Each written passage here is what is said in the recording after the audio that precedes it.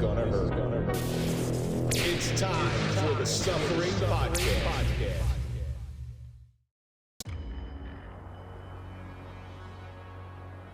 The noise never really stops for them. Even in the quiet, it lingers. Sirens echoing in memory, flashing lights burned into the back of their eyes, the weight of moments that never fully set down. But somewhere between the chaos and the silence, there is a stillness they can learn to step into, a place where the storm loses its grip and the mind finally exhales. They carry more than gear on their shoulders. They carry decisions that can't be undone, faces that don't fade, and the constant demand to stand firm when everything inside of them wants to fracture. Yet within the burden is something that is completely unbreakable, a steady force that doesn't shout, doesn't panic, but stands like bedrock beneath the crashing waves, reminding them they are not as fragile as the world they walk through. And beyond the calls, beyond the long nights and unseen battles, there's a reason they keep moving forward. It's found in the lives they touch, the quiet victories no one applauds, the moments where showing up changes everything for someone else. When they reconnect with that deeper thread, the struggle begins to shift, not disappearing, but transforming into something that builds them instead of breaking them.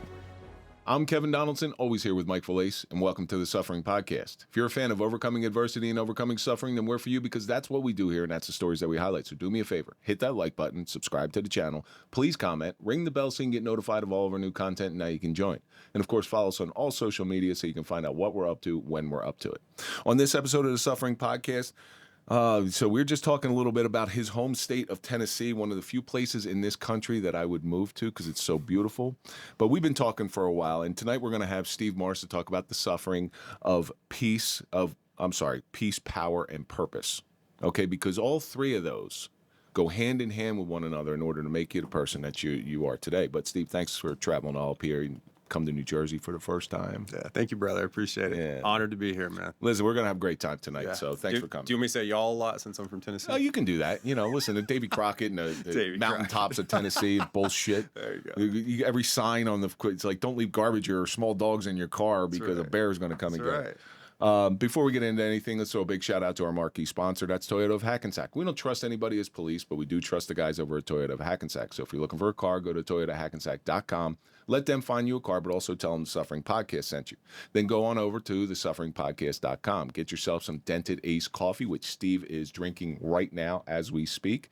All proceeds, 100% of the proceeds, go directly to Dented Development Project to help first responders repair dents caused by suffering, and it's a fantastic cup of coffee, so please go check that out. So Steve, you watch a couple episodes. Mm-hmm. Each week we take a question from our audience. Some of them are not to be read on the air, but some of them are. This one is actually a really, really good question.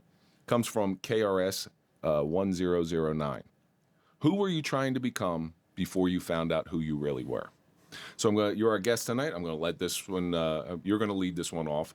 So if it sucks, I won't tell you. Don't worry. I was trying to become a man that everyone feared. I was trying to become a man that no one would want to get around or be afraid of by joining the Navy, becoming a SEAL, and just being the all-American badass.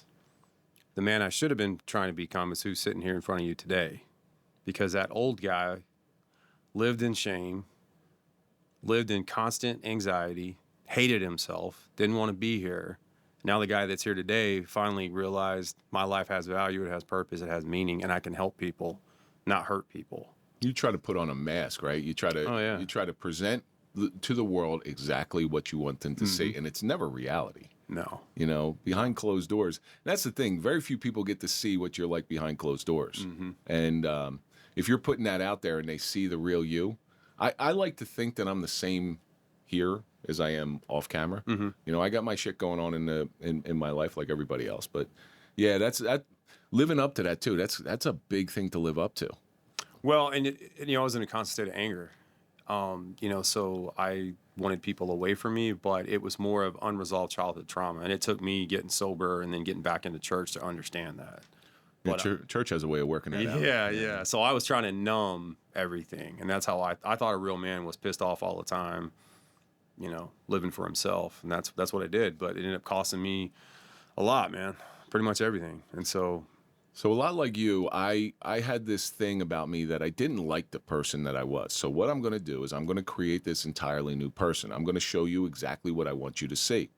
And what it ends up doing is it ends up being a house of cards, right? So if you look at a house of cards from one angle, it looks solid, it looks like it's steady and sturdy and all that stuff. But what happens? One strong wind and it blows it all down because it's a facade. You know, it's not real. There's nothing real about it. So I would show people what I wanted them to see, and I judge myself on my accomplishments. I would beat the crap out of myself for my failures. When I found out who I really was only at a time, and it only came because my foundation got raised to the ground. Like I had to go down to the bedrock, rock bottom, as they like to call it, right? But the great thing about rock bottom, and if you do get a chance to go to New York City when you're up here, New York City, in order to build in New York City, they have to go down about 20 or 30 feet to get to the bedrock before they can build these skyscrapers. Because if they build on the silt and the mud and stuff, it's just going to crumble. But if you go down to the bedrock and if you're raised to that rock bottom, next thing you know, you can build this skyscraper that reaches up to the heavens. So that's who I wanted to become. I wanted to become somebody who was seen a certain way, but you're never really going to know the real me. Yeah. Once I got broken down, now it's to the point where I don't really care. And it's worked out well for me. You know, I connect with people on such different levels. I don't think I really connected with anybody. Do you know what's wild is basically the guy sitting here today is who I was when I was in high school. Like the guy that was trying to follow Christ, the guy that was trying to do the right thing. And then I tried to kill him because I didn't like him. I hated him. And then I come back to him. Now I'm wiser, I'm older, and I understand how the world works now. But I think for me, that real world experience, having to get sober, having to go through a divorce, and having to co-parent, it gives me a different appreciation for life, like the small things, man. You got to humble yourself too. Yeah, that was the thing. I was full of pride when I was younger. Well, I say younger, 5 years ago. So when I was younger, just like you, and it's something that I really want to start this off with, I was a follower of Christ, or what I thought I was, and I realized that I really wasn't. I was doing it kind of wrong. Before we get into any of that, though, I want to thank KRS 10009 for sending in that question. Keep sending in your questions, and we will try to get them on the air. So, Steve, coming up from Tennessee, I know it's humid down there, and you brought the humidity with you. It's hotter here, man. Oh, it's disgusting. It wasn't as hot in New Mexico. I'm telling you, right now, there was a nice breeze blowing off the mountains, and I'm in the middle of the high desert. Interactions with sexual assault victims are on the rise. Yet training remains scarce.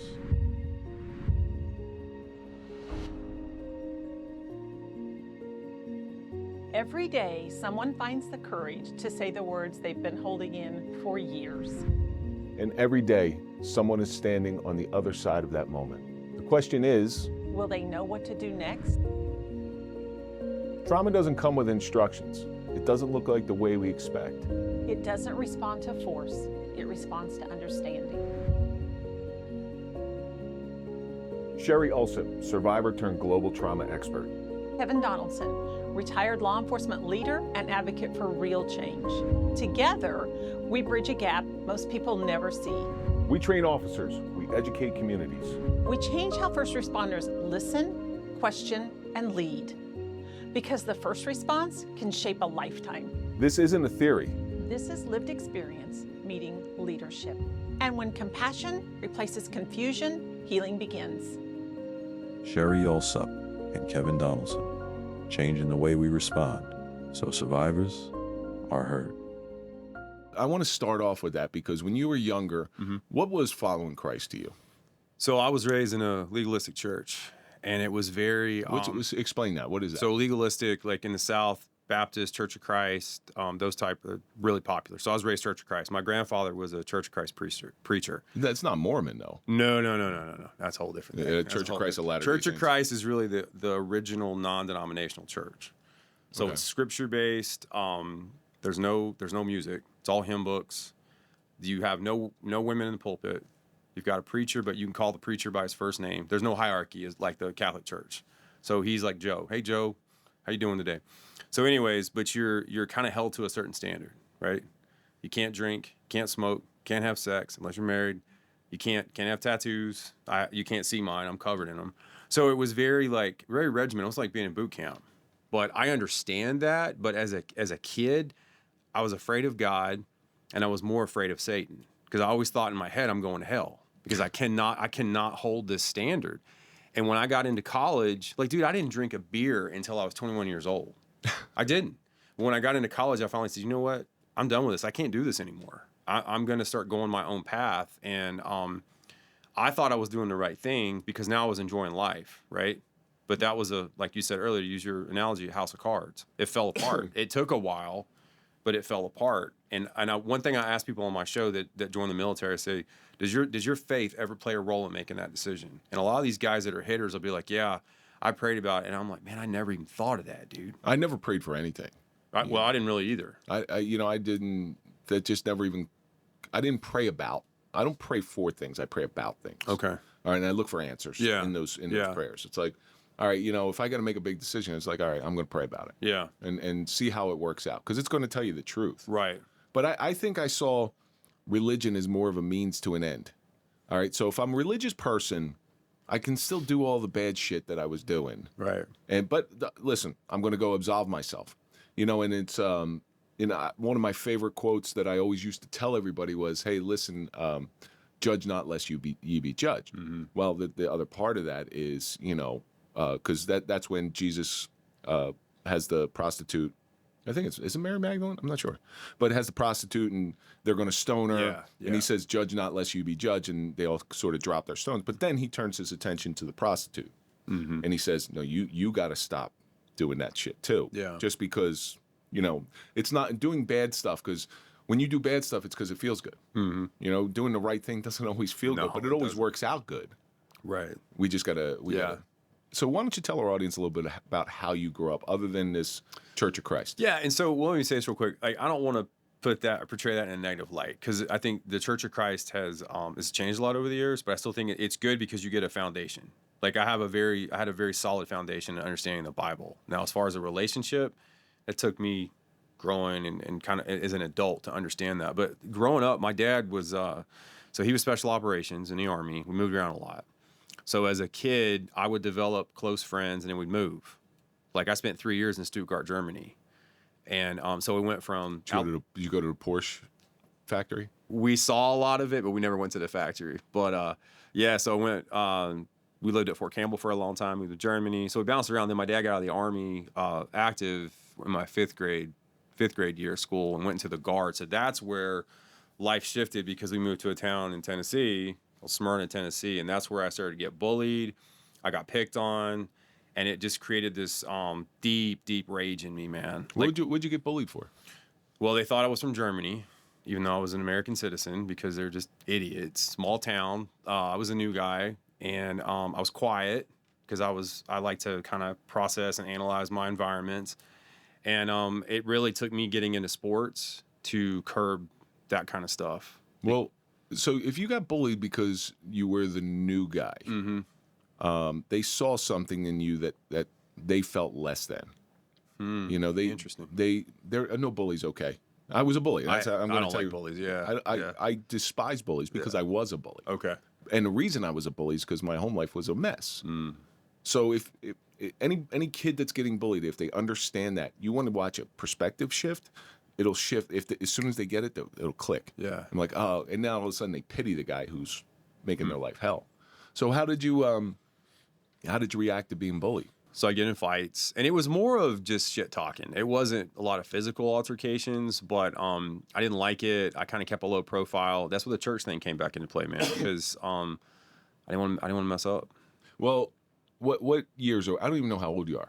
I'm 46. You're 46, so you're talking late 80s, early 90s. This would have been more in middle school, so yeah, early 90s. Yeah, 90, 91, something like that. And safe spaces weren't put into place. No, I saw more fights in middle school, dude, in my whole life. Yeah. But you never saw a school shooting? No, you didn't see that. You're right. Good point. So there's a value to fighting. And I agree. I think there is a value to it. Yeah. I have this long-standing theory that kids aren't taught conflict resolution. Yeah. They're only taught how to avoid. Right. So now I got a 13-year-old and a 16-year-old. When there's something goes down in school, tell the kids you can't be around each other. I'm like, what are you doing? Teach them how to resolve their conflict. We used to resolve it in fights. Yeah. All right. Yeah. And then it was fine. Right. But these kids, and then they get separated, and they have all this rage and anger in them, and they don't know how to do anything, and that's when the bad stuff happens. Yeah. But that's my theory. No, you're right. And when I was in the police academy, they asked They ask us straight up, who here has never been in a fight? And dudes actually raised their hand. And I'm sitting here going, what? Are you kidding me? That's why I'm here. Yeah. You know, like, but they beat the shit out of them during DT. But yeah, I was like, you're here and you've never been in a fight before. Like, what is that? So with sports, what sports are you talking about? I really got into baseball, man. That was my sport. And I wanted to get the hell out of that town. So my goal was to get a scholarship and leave, go to college and try to play like semi-pro and all that. How'd it work out for you? Didn't work out very good at all. It didn't work out at all. I played, so I made the team as a freshman in high school. So I lettered my freshman year. Got looked at by a scout at a camp. Thought I was going to make district. I was going to keep going. Got cut my sophomore year. And then the last 2 years of my high school years, I was on a team I played, but I never got getting offers or anything. Wait a minute. You lettered your freshman year and got cut your New second coach. We had 3 coaches in 4 years. Okay. Yeah. So I got bronchitis the winter of my sophomore year, and the new coach made us all try out again, and it was all conditioning, and I couldn't hang. So he cut me. That was devastating, dude. Yeah, it crushed me. Well, especially since that's an escape from bullying. Yeah, well, once I got in high school, it's kind of one of those things where in the South, in the old days, baseball was a big deal. It's not anymore. Now we've stolen all y'all sports. So hockey and soccer are the big 2 sports now in Tennessee. Not football, not baseball, not basketball. Really? Yeah. See, hockey, that one kind of surprises me. Where I live, it's a rich kid sport. And I live in, it is. I mean, because it's so expensive, they travel. And so a lot of the transplants that have come into my area, the locals can't afford their homes anymore. Yeah. It's just so expensive, dude. And I know it's high up here too. But that's what's happening around here. Right. That's what the guy told me last night. But so when I got into high school, made the baseball team, now I wasn't getting messed with because I was an athlete. So it's kind of funny how school, you got probably like when you were growing up, you got the jocks, we called them dirties, like the skater kids. There were skaters, there were stoners, there was metalheads, motorheads. See, I was a metalhead, but I was a baseball player. So. Yeah. I was never part of a group. Okay. I played football, but I was never part of a group. Mm-hmm. I did that very purposely because I like kids from all different walks of life. Yeah, that makes sense. But then there were other kids that just stuck with their own. Right. I don't know whether that's the right thing. Yeah. Right? So you get cut freshman year. No, sophomore year. Sophomore year. You get cut sophomore year, and college doesn't work out. So what's next? I always had my eye on the military. And so my dad never sat my brother and I down and said, hey, I want you to join the military. But he did say, I don't want you to join enlisted. Go in as an officer. So I was only going to go to college if I played baseball. Didn't get the offer. I didn't want to go to college. And he's like, go to college for a year, try it out. If you totally hate it, then go join the Navy enlisted. But I really don't think you should go in enlisted. So it's a long story. But my aunt was a professor at a college in Nashville called Lipscomb University. Private school, Church of Christ. So she taught me, she goes, hey, you should major in exercise science. You like to work out. She's a professor in kinesiology. You really like it. So that's what I did. I said, I'll go to college for a year. I'll try it. And then if it sucks, I'm going to go in the Navy. So ended up staying in school, graduated, and then I went into the Navy as an officer. That was a long route because I actually worked as a trainer for 3 years before I joined the Navy. But I'm one of those people, dude, like if you wrong me, I just turn my back on you. I'm done. I cut you loose. So I totally cut baseball out of my life. Really? I wouldn't even watch it on TV. How about now? Now I'm good with it. Yeah, now I'm good with it. When I stopped playing, the reason I asked that is because it's interesting you say that.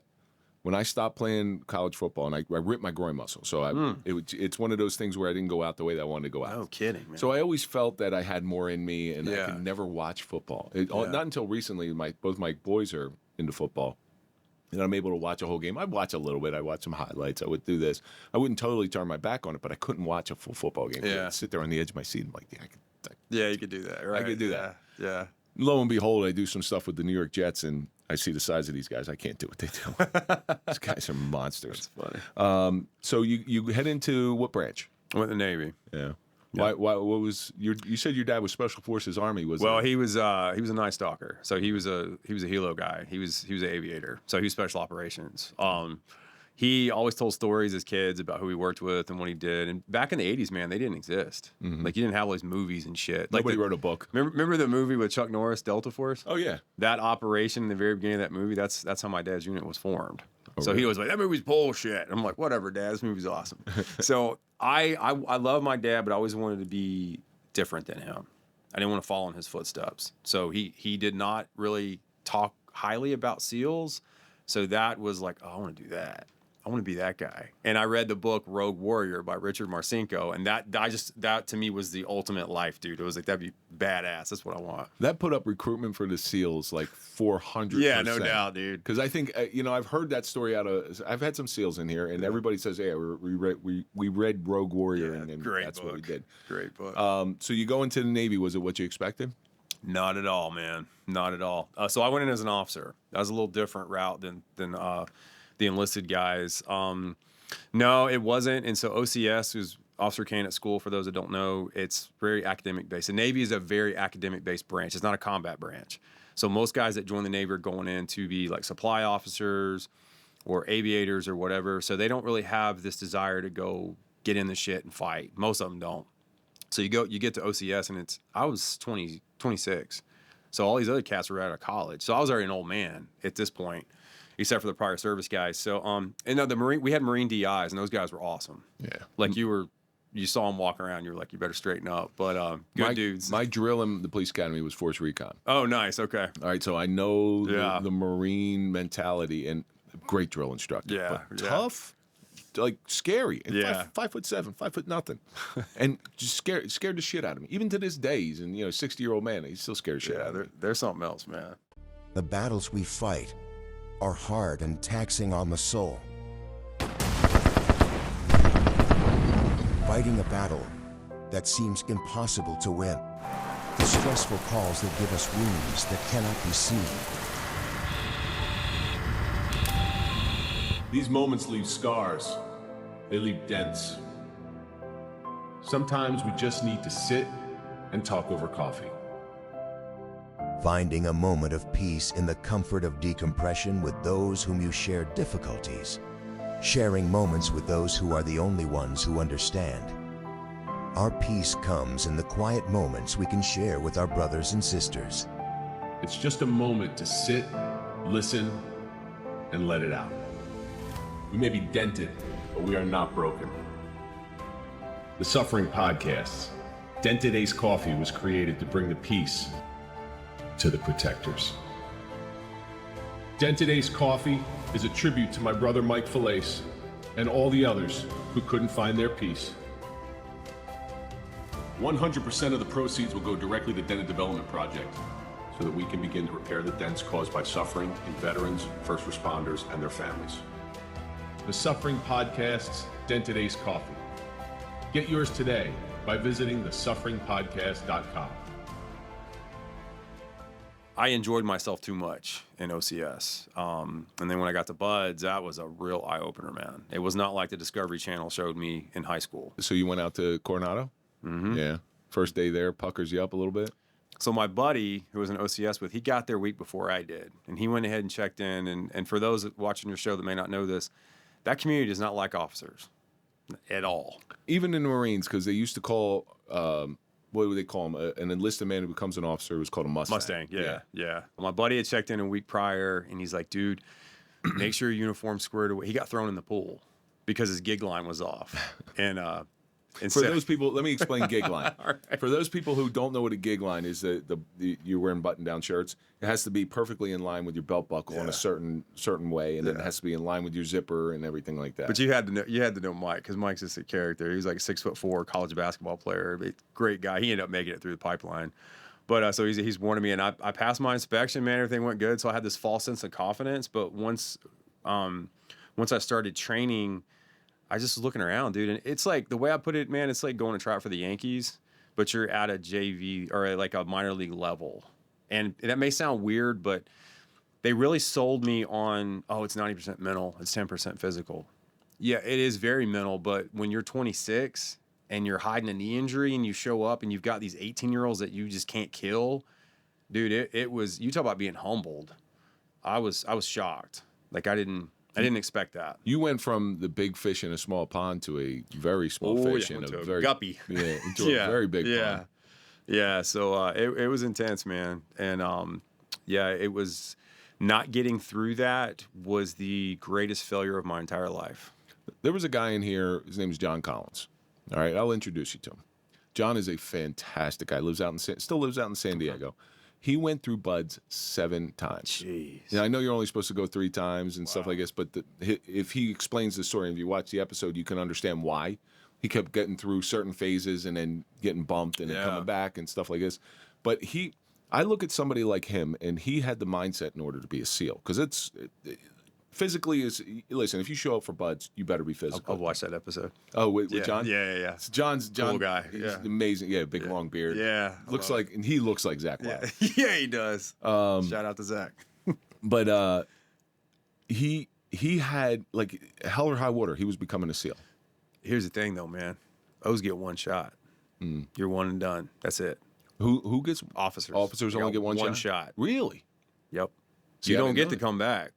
We had guys in my class. We had a guy in my class. He was a chief petty officer. He was a 2nd class. His wife got pregnant, and this is a no shit story. They told him, "Hey, you need to just quit and come back." And they weren't saying that just so he'd quit, because he'd been there before. They said, "You just need to quit and then come back, because you're not going to be focused." And the O's get 1 shot, man. Now, they might let you lateral. A lot of guys I knew, like one guy lateraled into aviation, one guy lateraled into EOD. So there were options, but as far as coming back to buds, that's it. You got 1 shot. That just increases the pressure. Yeah, and the academy guys normally are the ones that make it, not the OCS guys. Really? Yeah, the Annapolis dudes are used because they do mini buds. So they go like the summer of their senior year, and they get, because man, it's hard to train for Coronado in Tennessee. I mean, seriously, like the ocean swims and the soft sand runs, it's tough to do all that. So I trained for a triathlon. I did a couple, Nice. I did some ocean swims. It was during lockdown, so I never got a chance to do it. But Okay, I yeah. trained in open water swims like that. And when you swim in the ocean, this ain't no pool, Way man. different, man, It yeah. is so different. You're like, you're getting smacked around and stuff. Yeah. It's and I see that being a SEAL, like my oldest wants to do that, right? Oh, really? Okay. And my oldest wants to do that, and I said, bro, and I don't want to crush his dreams or anything. I'm like, you need to get a little bit more discipline, man. Yeah. This is all about discipline. How old is he? 16? 16, yeah. Okay, yeah. Yeah. You know enough that could probably know enough guys that could probably help him out, though. They could help him out, but you know, it's a fine line, right? It so is, how old's your kid? I have a 16-year-old daughter and a 7-year-old little boy. All right, so would you want your boys to go in that? Yeah. You would. See, Not the SEAL teams, but I want him to do something with aviation. I want my son to go in the military. Don't get me wrong. Yeah. But SEALs, I'm like, yeah, I'm not going to discourage it, but I don't know whether I'm going to encourage it. Yeah. I don't know, man. So like my brother, I can't say a lot about what he does. He's in the Army, special operations. So both my nephews, I mean, they're 6 and 5. They already want to do what Dad does. I mean, they eat it with a spoon, man. But Jacob, my son, I'd love to see him do that, just because I got to see a lot of the world as a kid, right? And I've told him this too. I don't want him to stay in the same town his whole life. I want him to go out and experience the world and do stuff. Now, whatever he decides to do, I'll support that. But I don't want him to just, stay in one spot because he feels like he has to. Because you have the burden of knowledge. Yeah, that's a good point. You know what that's like. Yeah. But there's something to be said for staying local. I don't know how people can do it. Yeah. I don't. It's not in my nature. Listen, my roots are planted now. I can't go nowhere. I don't want to go nowhere. Mm-hmm. But when I was young, I wanted to see new things. I wanted to do new things. Yeah. Because when you see, even the country, even the continental United States, Yeah. when you see things around this country, you're like, oh my God. Yeah. It's stupid things. Like I was looking at the world's biggest pistachio this week. Like, it's just something to I experience. was expecting that yesterday when I got out of the airport, and I was looking around going, not much to it. But I'll say this, man. Newark Airport was way easier than BNA in Nashville. And I read horror stories about the airport here. Nashville wasn't bad.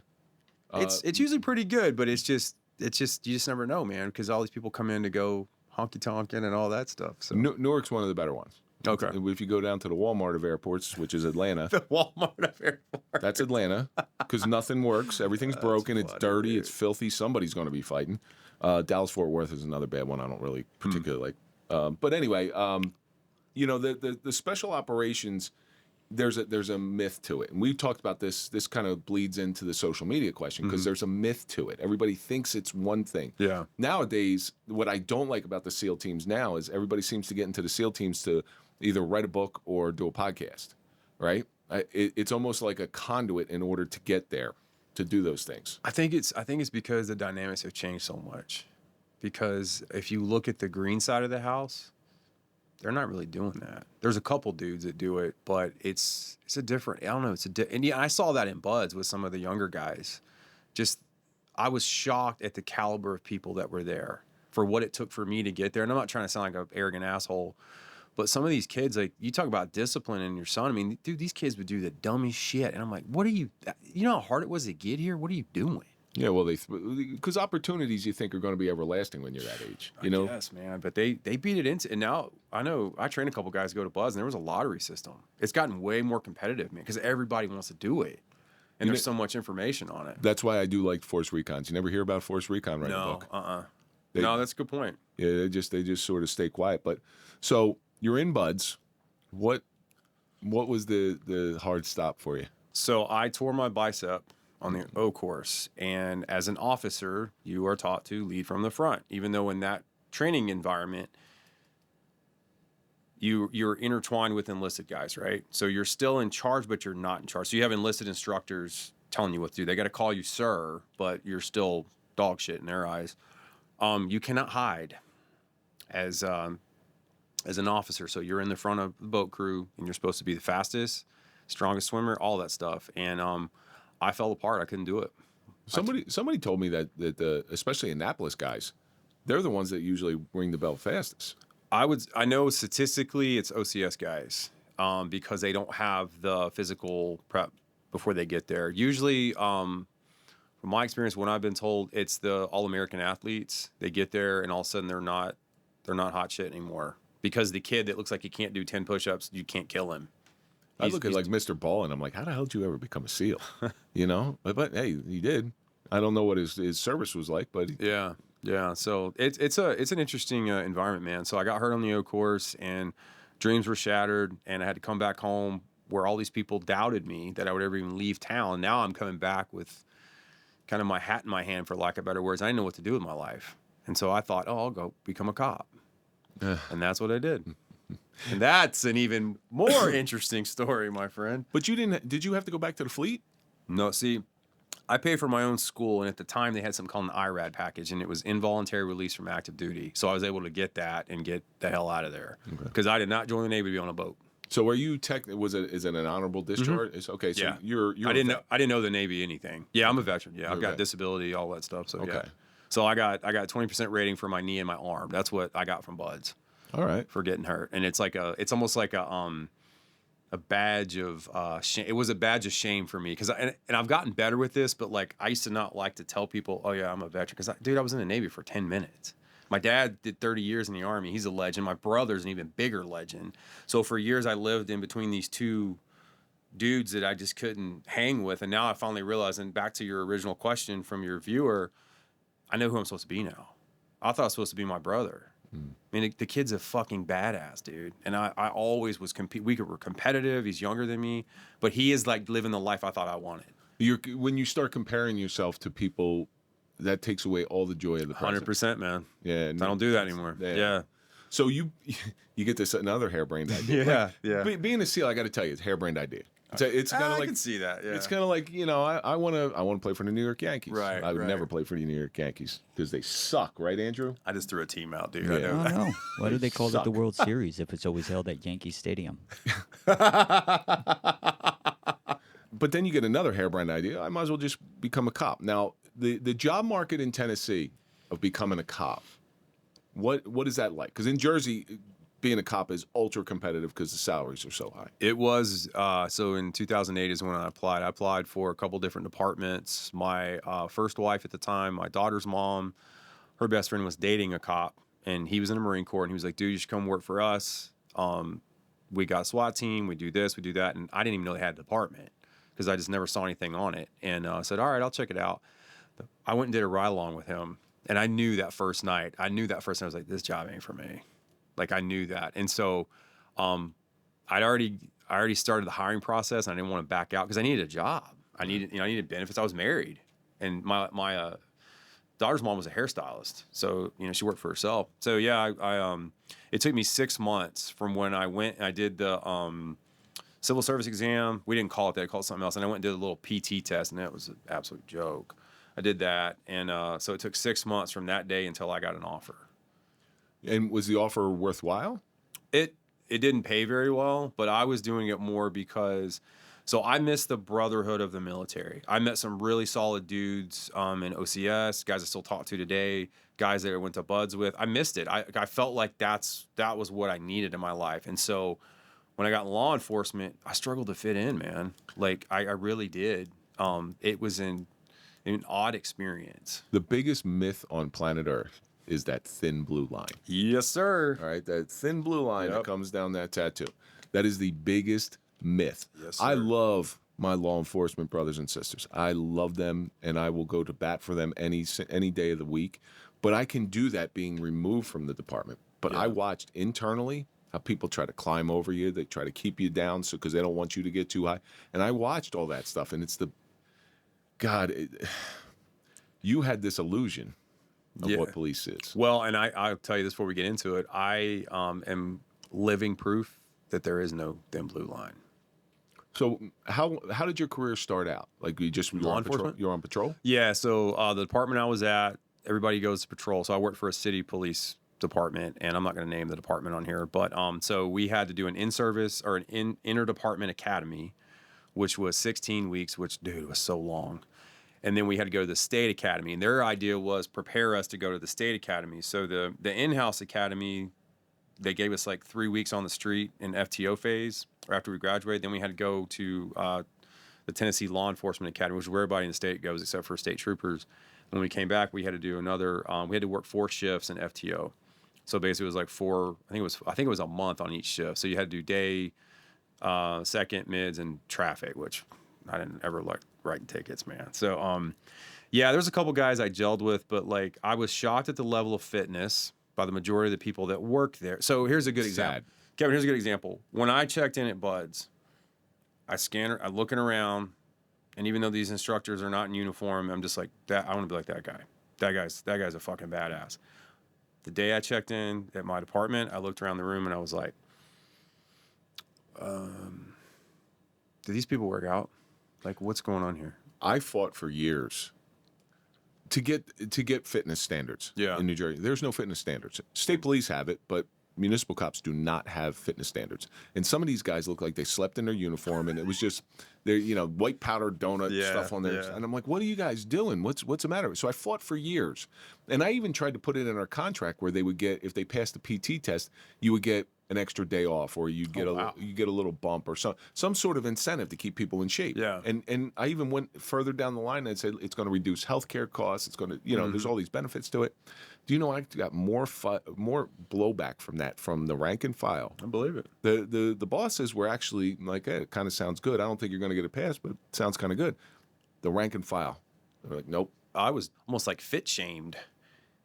And I'm like, what? I mean, you're cops. You're supposed to look the part, right? And granted, the city I was in is a very like wealthy area. It's not high crime. There's pockets of it. And I will say this before I get backlash on this episode. There are a couple major departments near where I live now, because I live in the same town I worked for. They use the Cooper protocol. So they're doing a 1.5 mile run, then they got to do a sprint, they're doing push-ups. So we didn't do any of that, man. We just had some little homemade obstacle course that you and I could go bang out right now with after sitting down and drinking coffee. Like we didn't even stretch, So in the state academy was an even bigger surprise for me. I was expecting to walk in, like have Marine DI screaming at us, and no. I want everybody to understand you're not putting the profession down. No, I'm not at all. I respect it. I know you're not putting it down. What you're putting down is the culture. The culture of, this is a job you take where stuff could happen. Yeah. Right. And we try to prepare ourselves in our life. We try to prepare ourselves for all these different scenarios that happen. And police, we think we're prepared, but you're not prepared physically. How if you got to roll around on the ground, or I'm rolling around on the ground, and you got to come help me. Right. What the hell? Well, it's funny you say it, because when I had Mike Morgan on my show, we were talking, and I told him the first day on the job I pulled my gun, and he was like, "Wow, really?" I'm like, "Yeah, that's why I became a cop." I mean, the kid had a 1911. I drew my weapon on him. Yeah, that's what we're supposed to do. Is what I trained us for. And he was like, "Man, that's awesome. Like most guys wouldn't do that." I'm like, Newer guy, but you also got to remember you got some military training. Yeah, but people think that, man. Like you're not. I mean, you got to think when you go in those schools. A lot of it's physical in the beginning. I didn't make it to the part where you're actually doing tactics and all that. I mean, I shot in OCS, but I never touched a weapon in BUD/S. I didn't get that far. Yeah. So I touched a boat paddle, but not a long gun. But it's just that I don't know, man. It's just that instinct. Like that's what they train us to do. I'm going to do it. You know. So if you're a young, in shape, aggressive cop. And you got some anger issues at this point, correct? Oh, yeah, big time. All right, so... And I hate myself. Let's add that one in there. Now, you go out on the street, you hit the street, new cops, they want to work.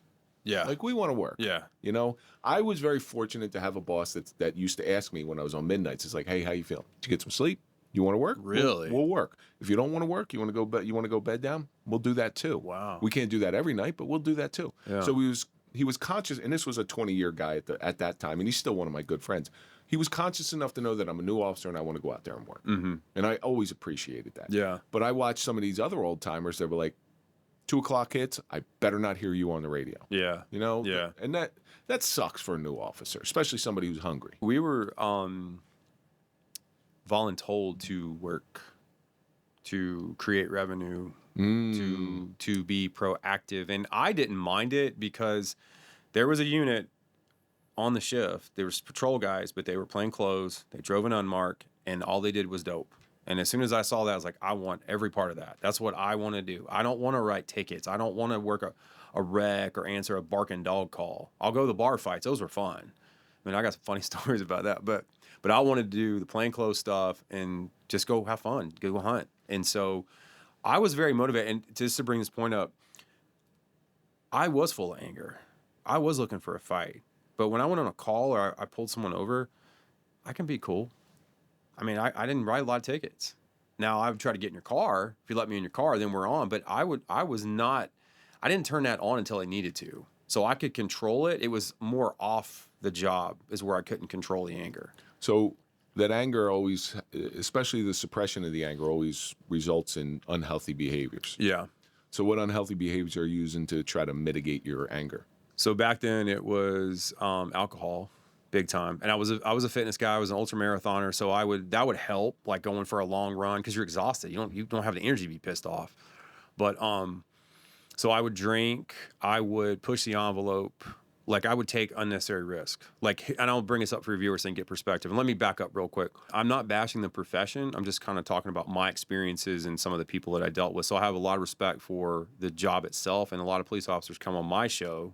And so I'm here to help them when I do my episodes. But they told us when I was in the in-house academy to carry a picture of our wife in our wallet, right? And so when you do scenarios, I'm sure you went through all this.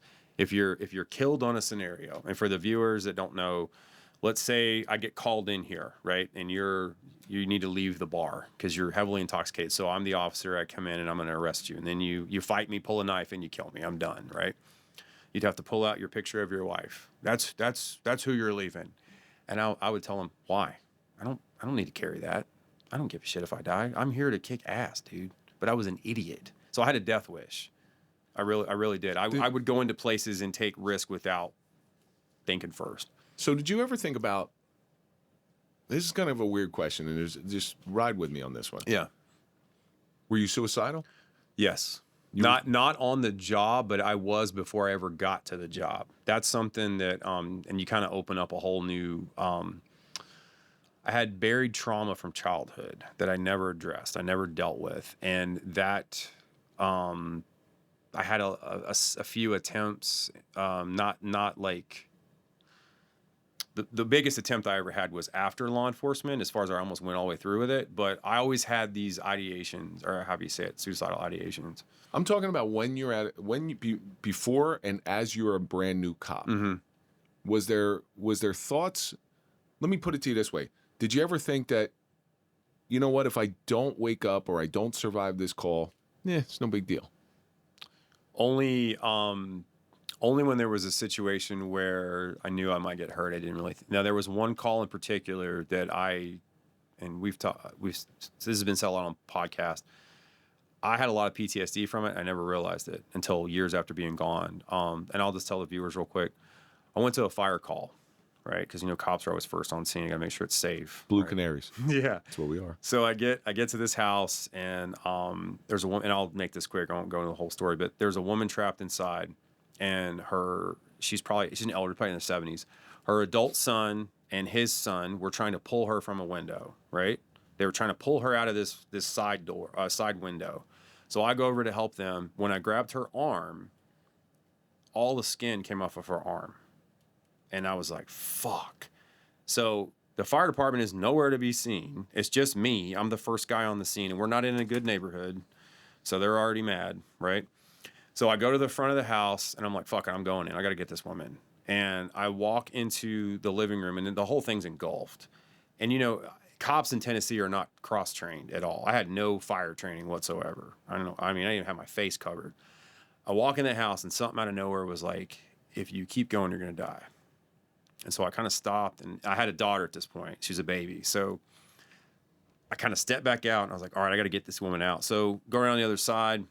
Some of my buddies finally show up. The fire department shows up. They took their time. She died. We lost her. And that was one of those moments on the job. Once I had my daughter, I changed my thinking a little bit. So that was one of those moments where I listened to my gut, because I was the guy who didn't listen to my gut very often.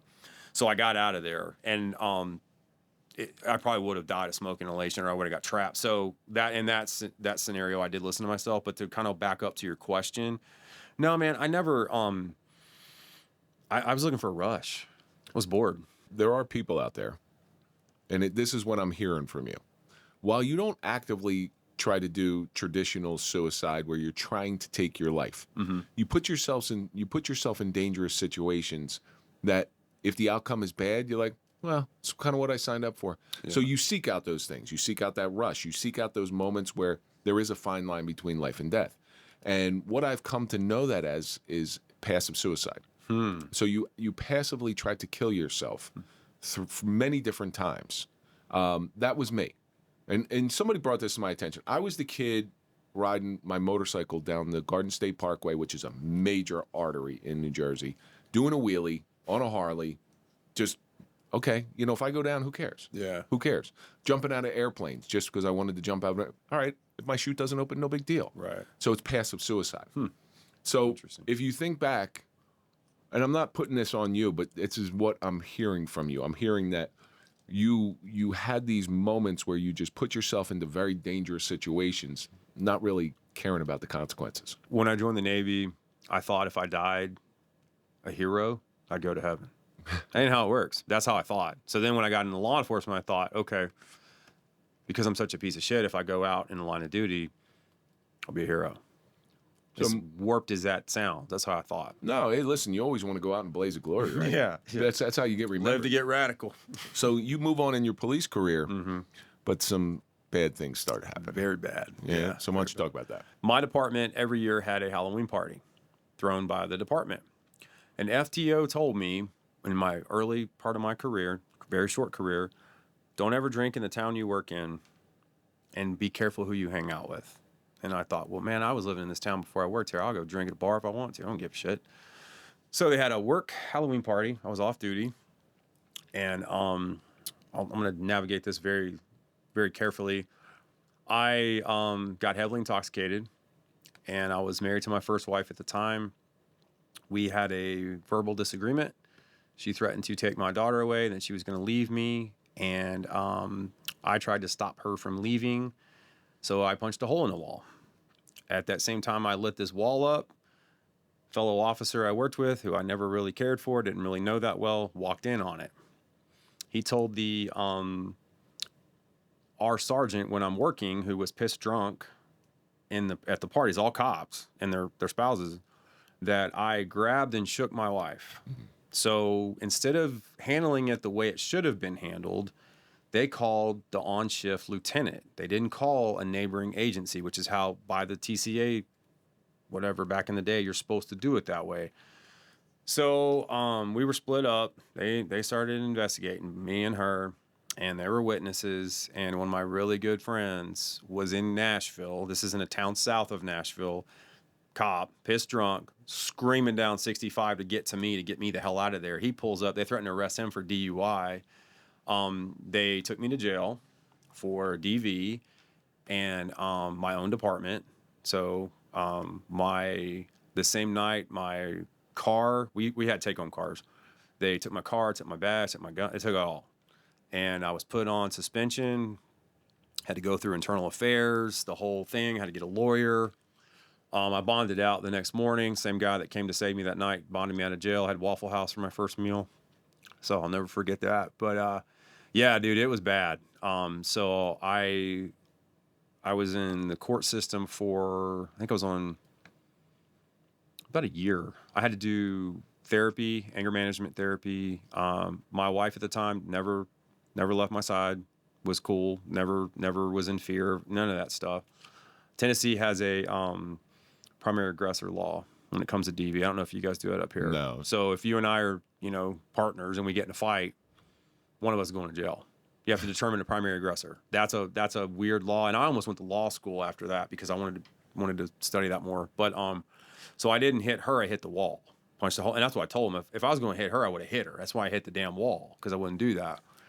So I go through the whole department circus with going through IA and all that kind of stuff. And my lawyer advised me. She said, "Do not take the polygraph, even though it is not admissible in court. But they're going to share that information with the DA. They had to bring an outside prosecutor." And she said, "Even if you're not lying, and they think you are, it's going to skew this whole case." So I ended up getting all charges expunged, but I was told to resign, so I wasn't fired, because if I wanted to still be a cop somewhere, that'd be the best way to do it, would be go out of my own power. Because of the city hearing, you couldn't have a lawyer present, and my lawyer told me, she said, they will crucify you in that city hearing. It's like, there's no way you're keeping your job here. And at the time, my department had the largest number of interdepartmental lawsuits in the state of Tennessee. Go figure. So there's the thin blue line. They all turned their back on me. I was a cancer. No one wanted to talk to me. Guys I went to the academy with that were like brothers wouldn't talk to me. I was told, and you guys have Walmart here? Of course. So I'm in Walmart one night, grocery shopping, and another guy I used to work with comes up to me and goes, "Don't ever let us see you at such and such bar, or you're going to jail." And I was like, "What are you talking about?" He's like, "We're not. You got in trouble for a reason. We know who you are, and we're not going to deal with you anymore." I'm like, "All right, no worries." So I kept a low profile, man, for years in that town. I live in that town now. So did you ended up resigning? Yeah, I resigned. Yeah. You resigned? Yep. Did law enforcement was over? How many years? 2. 2 years. Yeah, Okay. 2 years, man. So they were going through a chief change when I was there, and the oncoming chief, he was the deputy chief when I was working. He told me, he goes, "This is the best move you could make. You're a good cop. If you ever want to work somewhere else, I'll give you a letter of recommendation." Okay. So I put in at another department south of where I was at, smaller, thought I had the job. It was actually harder going through their hiring process. And another agency had a bunch of guys lateraling over, so I didn't get picked in the first wave. And that's when I started my business I have now. They called me a week later and were like, "Hey, we want to offer you a job." And I was like, "Well, I've already started a business." And it was a lower paying gig. And my second wife and I were together now, and she said, "Hey, I really don't think you should do this. You hated being a cop. I just don't think it's a great idea." Because at this point, I'm divorced, co-parenting. Anybody that's ever dealt with that? So, yeah, man, my law enforcement career was pretty quick. But I talk about purpose and identity a lot on my show, and I really struggled not having that identity anymore. So I'm seeing a pattern. Yeah. All right, I'm seeing a pattern in you. It's in you. While I'm sure initially when it happened, you not getting in or graduating from Buds, you saw as a failure. Yeah. Oh, yeah. Big time. And I'm sure your police career at the time when you resigned, you saw as a failure. Yeah. I believe that you do things in life, and you'll either grab onto them, and that'll be the way you're supposed to go, or they'll drive you to another position where you're supposed to go. So they become conduits in order to get to the place you need to get to. You know, you're given pain and suffering, you're given hardships in order to reveal something about you. Yeah. So asking that question, being removed, and this is how long ago did you resign? 15 years ago. 15 years ago. Yeah. I'm going to ask you this question. It's going to be a hard question. I'm going to ask you 2. Do you think you were meant to be a Navy SEAL? Not now. Okay. Do you think you were meant to be a cop? No. Okay. So what were you meant to be? Where I'm at right now. Which is? Podcast host, helping people. I'm helping people now instead of taking away from the world and giving back to the world. And the way I'm doing that is I'm trying to share my experience with people so they don't make the same mistakes I did. But there's value to mistakes. So, Well, let me rephrase that. Maybe not mistakes, but the self-sabotage part. well, self-sabotage is, yeah, that's completely, I'm very good at self-sabotage.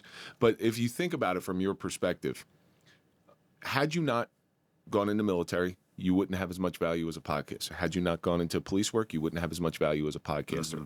So while you think these things are failures, they're actually one of your biggest victories. Yeah, that's true. You know, Yeah. and it only takes time.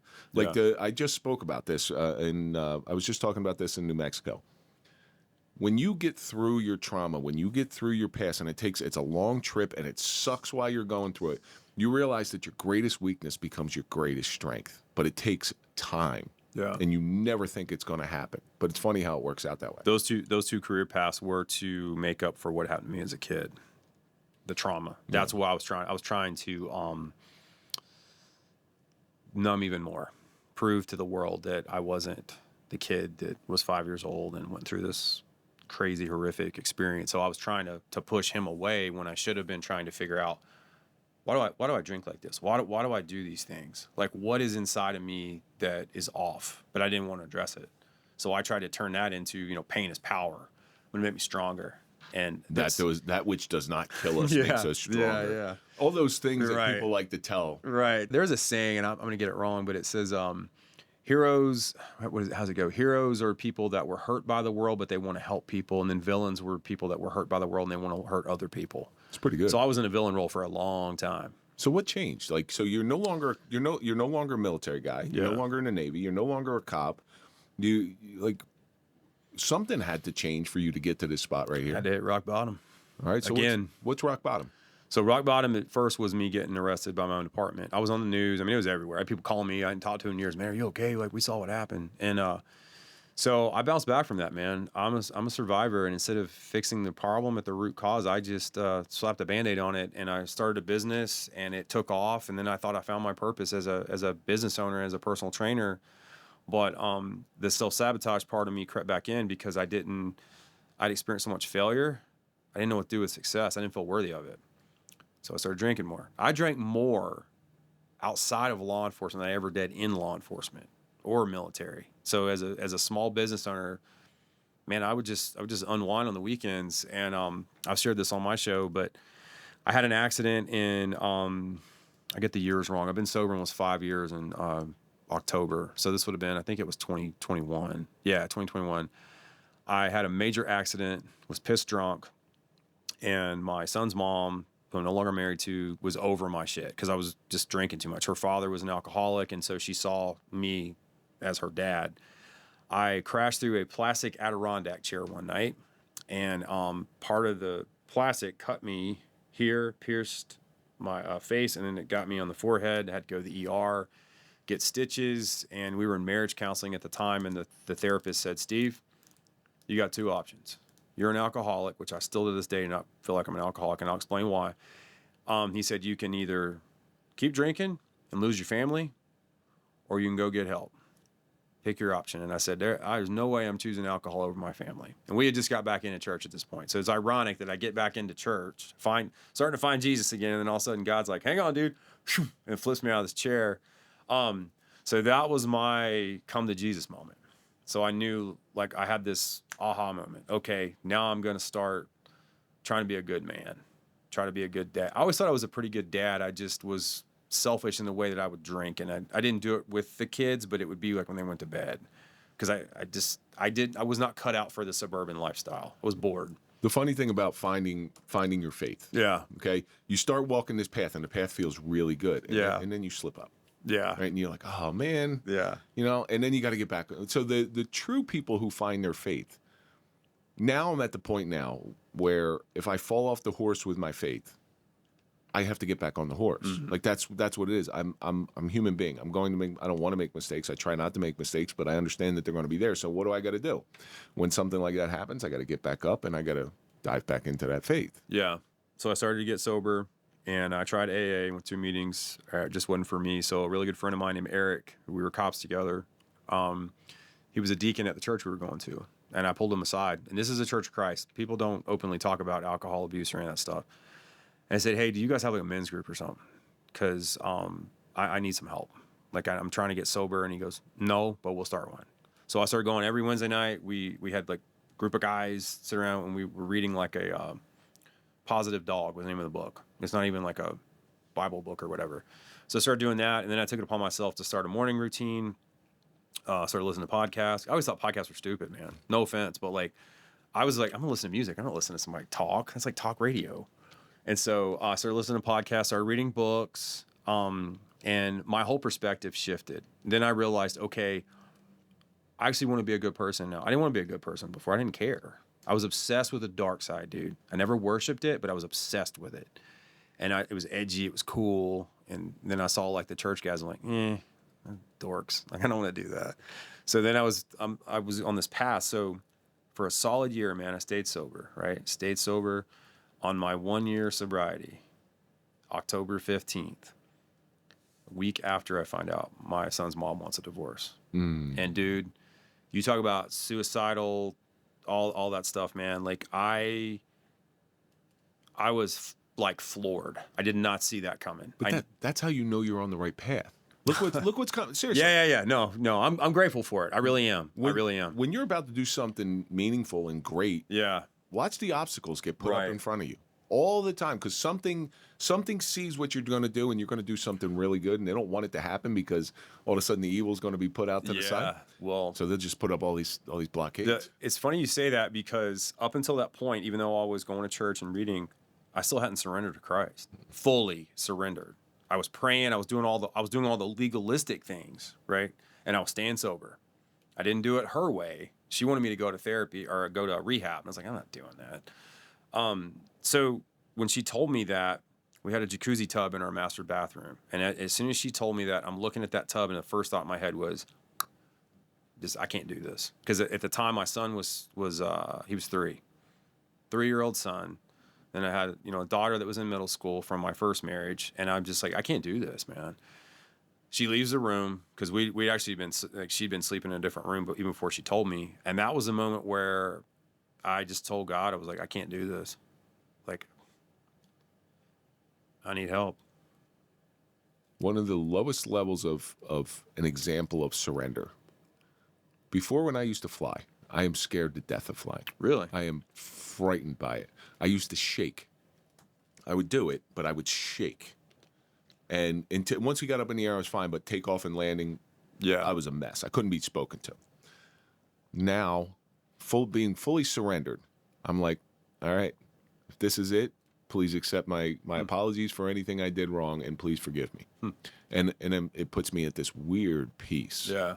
And once you do it, if for those people who have done it, you understand it. You're like, oh, this kind of feels really good. When you get to that point of surrender, it's not easy, but you start to embrace trials. You start to learn how to forgive people, right?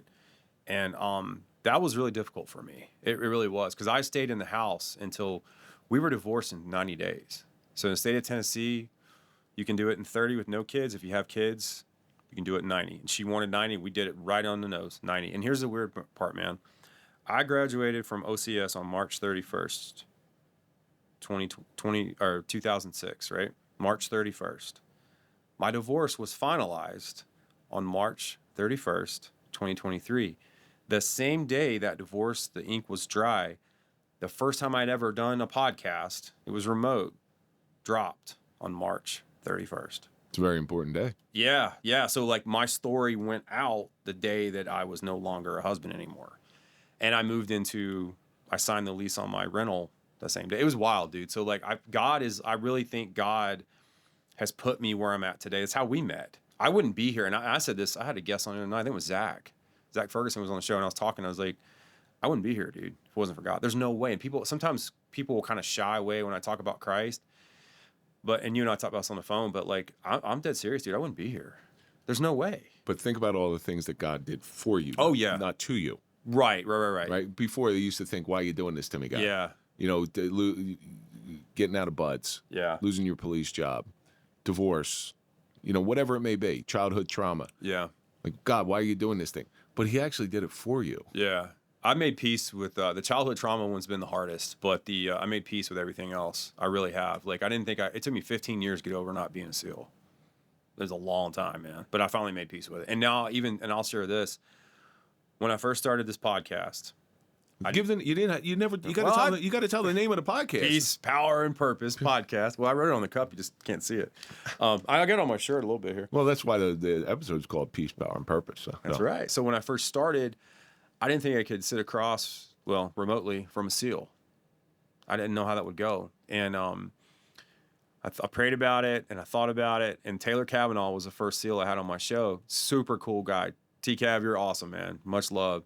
He sat right there. Nice. Yeah, that's right. He did. And so then I kind of started to realize, like, hey, man, I want to get to know the man or the woman behind the uniform more than just the cool guy stories, which is on every other podcast. I live in the town with one of the biggest shows in the world, and that's all he does.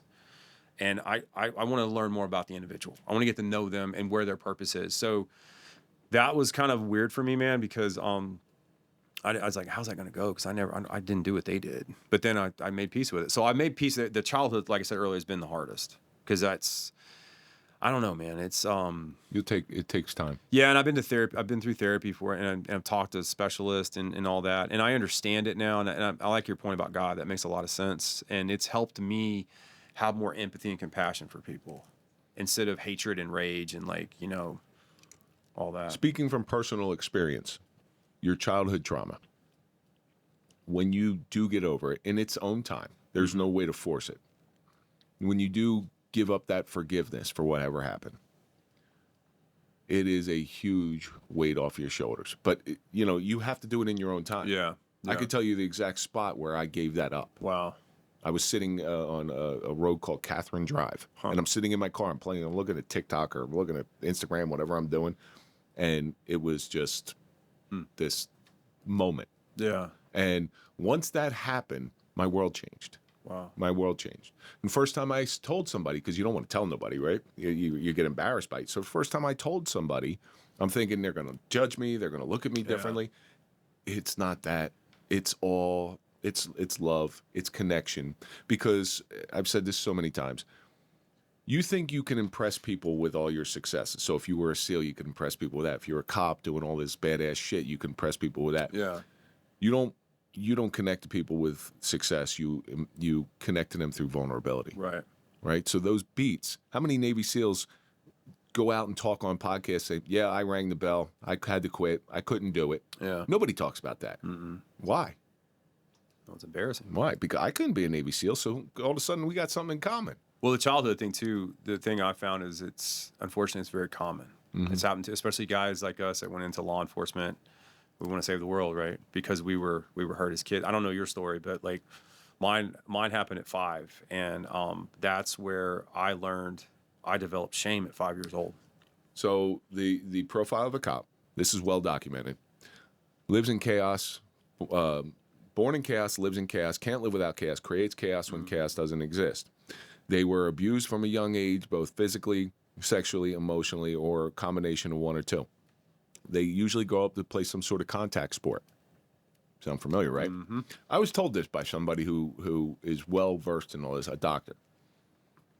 And then, so when they become cops, they're great cops. They're really shitty husbands or spouses, but it makes them great cops. Because think about all the stuff that you learned as a child. And I don't know what happened to you. So this is all theory. Yeah. You learn to take the temperature of a room real quick, right? You learned when to speak up and when to be quiet. You learned how to read people. Yeah. You learned how to read people very early. You weren't trying to, but it's a survival mode. Yeah. You learned how to survive. You learned not to trust anybody. Yep. Think about all these things that I just mentioned. That makes you a fantastic cop. No kidding. It does. Yeah, it does. And it's hard when you leave that job and you still act that way. To relate to people and well, that's because when the trauma ends, everybody says what I like to say, my partner Sherry also says that when the trauma ends, that's just when it's beginning. And then you got to carry with it. Yeah. So that takes some time, and listen, one day you'll get there, and it's very good. Yeah. So we're coming to the end of this thing. Where can our audience find you? So I'm easy to find. Peace, Power, and Purpose podcast, Instagram, TikTok, Facebook, YouTube, Spotify. Amazon Music and Apple Podcast. Really Beautiful. just punch it in, easy to find. Yeah, man, it's all remote.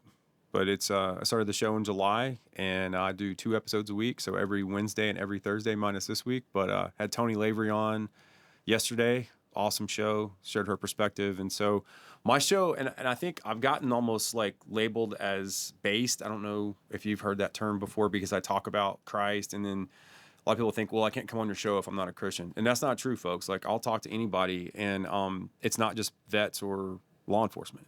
I mean, I've had a lot of guests that aren't, but somehow a lot of that crowd's kind of come in my direction, which I can relate to those folks. But one thing I want to share tonight, I think more awareness needs to be brought about the perspective for men in divorce. I'm working on trying to get more awareness for that. I was talking with a men's coach this weekend while I was up here, and I'm going to bring her on the show, because I think that perspective needs more awareness, especially in Tennessee. Yeah. Because single dads, man, it's the odds are stacked against us. Well, when you, I can definitely steer you in certain directions on that one. Okay. So I end the show the same way every time, because I believe, it is my belief, and it's why this show is called what it's called, that suffering is the greatest teacher you could ever have. Suffering is going to teach you things about yourself, and it's going to reveal things about your personality that's both good and both bad. And if you didn't learn a lesson from whatever you went through, what a wasted opportunity. Mm-hmm. So if you look back, whether it's you not making the Navy, being a Navy SEAL, or not doing a full career in police world, or going through divorces or childhood trauma, you have this suffering, and it's had to have taught you something. So what do you think it's taught you? Put God in everything you do. There's a famous line from the cheesy Punisher movie with Thomas Jane. I'm going to say this because you have the tattoo and so do I. And he goes, God's going to sit this one out. That was a decision I made at 25 years old. It was the summer of Steve, like the summer of George from Seinfeld. And I thought, okay, now I got my shot. I'm going to go do my thing. And I did not put God in it. And I've learned through my sobriety, through getting back into faith, is that he wants a relationship with me, but he can't force it, because we have free will, right? Free will. Yeah. So now I realize I'm not perfect, folks. I'm not like textbook Christian, all that kind of stuff. But that's the one thing that I've taken away from this whole thing, is if you have to put God in your life, you have to. He's got to be at the foundation in everything. You are a textbook Christian. You want to know why? Because you realize that you're not perfect. That's a good point. Well, I'm thinking of Ned Flanders. That's like that. Got to grow your mustache. Yeah. Well, Steve, thank you so much for coming in here. I appreciate it. Look forward. Check out the Peace, Power, and Purpose podcast. Yes, sir. I've watched a couple episodes. You're doing good stuff. Thank you, man. Appreciate it. And that's going to do it for this episode of the Suffering Podcast, the Suffering of Peace, Power, and Purpose with Steve Marsh. And let's think about all the stuff that I've learned. You've learned? I've learned. No. So you can't hold up unrealistic standards. You can't hold up to them. Rush dreams leave you lost, or crush dreams leave you lost. I can't read tonight. Sometimes we're all passively suicidal, even though we don't realize it. Be a survivor, because I think that's what you have been. But most importantly, and God, this is most important, put God in everything you do. And that's going to do it for this episode. Don't forget to go to popple.com, put in the code TSP20 for a 20% discount on your digital business card. Follow us on all social media. That's Instagram, Facebook, LinkedIn, Clapper, TikTok, OnlyFans. Follow me at Real Kevin Donaldson, and of course, follow the Suffering Podcast. And we'll see you on the next episode.